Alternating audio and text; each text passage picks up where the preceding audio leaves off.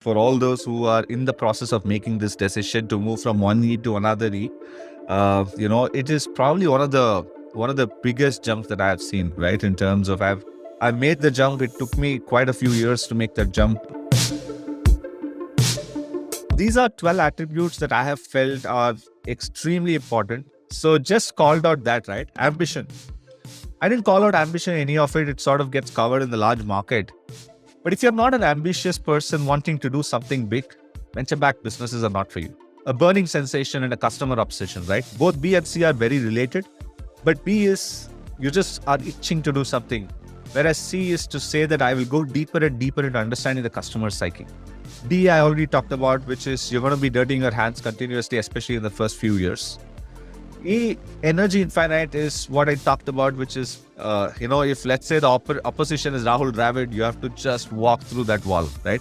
But that's exactly the amount of energy you will have. I remember the first Urban Ladder made the first vendor. He messaged 200 people on LinkedIn.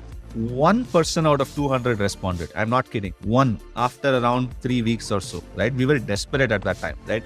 And that guy introduced us to two people in Jodhpur. And that two people, one of them became our first employee and the other became our first vendor, right? And I'm just saying this because if you had not mailed those 200 people on LinkedIn, that one person would have not happened. That first product would have not happened. First employee would have not happened, right? Handling failures, I can tell you, in the last 10 years, as much as the gray hair on the head, the number of failures that I've handled is way, way more than the number of successes that I've, encountered. And you have to really develop a thick skin for that. Some of the smartest founders have that innate attribute of pushing continuously from good to great.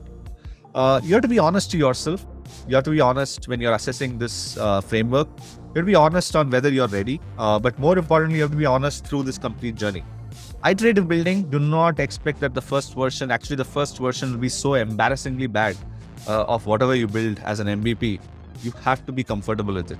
Jack of all trades, as I said, I think while specialization is important, Jack of all trades is also important.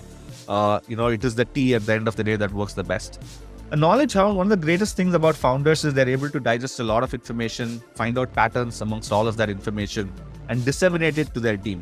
The last part is you should do this only for the legacy. Because at the end of the day, everything else can be up for grabs. Failures, heartaches, people leaving you, co-founder clashes, money, not making money, not raising money, shutting down, everything is possible. But really the one unanimously strong reason that I've seen of founders is they want to build a legacy after themselves.